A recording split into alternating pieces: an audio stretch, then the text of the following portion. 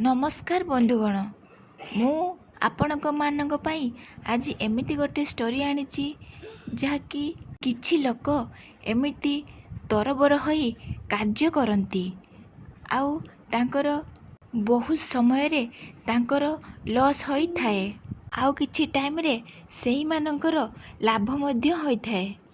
ताहाले जानिबा एई स्टोरीटी। सोमशास्त्री नामक जणे पुरोहित थिले। सदाबेले से टिके टिके कथारे खाली विव्रत होई पड़ती।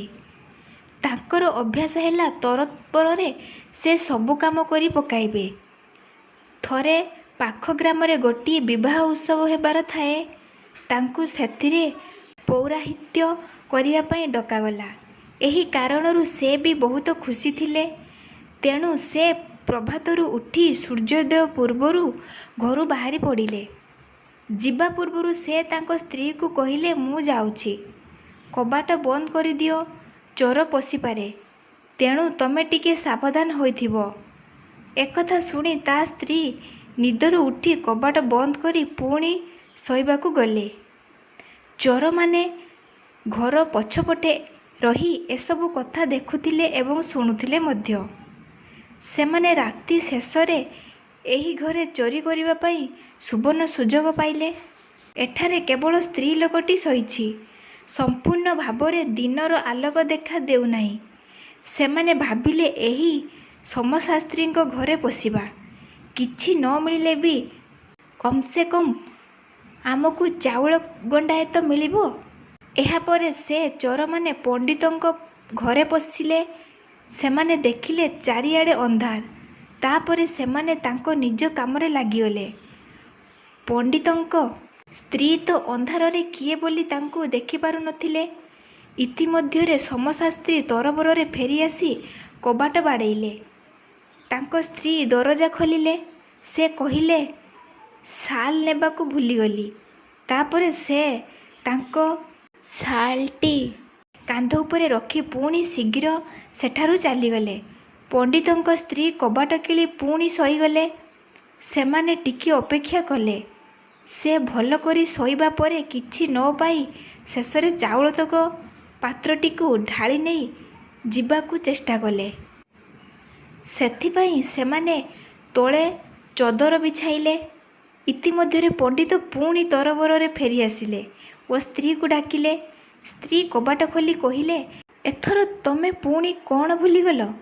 स्त्री कथा शुणी सोमशास्त्री कहिले, मु एथर थली भूलीगली, ताकू टिके शीघ्र आनी दियो ना। पंडितଙ୍କ स्त्री थलीटी नहीं आसिले। ताहा चाउल थिबा पात्र पाखरे टंगा होइथिला। चोर माने पुणी टिके लुचिगले। पंडितଙ୍କ स्त्री को पाद चदर उपरे पड़िला। से ताकू हाथ रे उठाई नहीं अगणारे रखिदेले वो जाई शोइगले। से शोइबा परे चोर माने भाबिले कि चादर तो तले पड़िछि। तेणु चाउल बड़ पात्रटीरू तले सबु चाउल ढाली देले।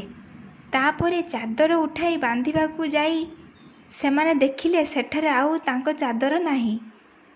चाउल तले ढला होइछि। सेमाने कौन करिवे भाबुचंती। इतिमध्यरे पंडिते पुणी तृतीय बार फेरी कबाट बाड़ेइले। पंडितଙ୍କ स्त्री उठिपड़ी कहिले, एबे तो आसी सकाळ हेलाणी, मु जाए मो काम दाम सबू आरंभ करिवि।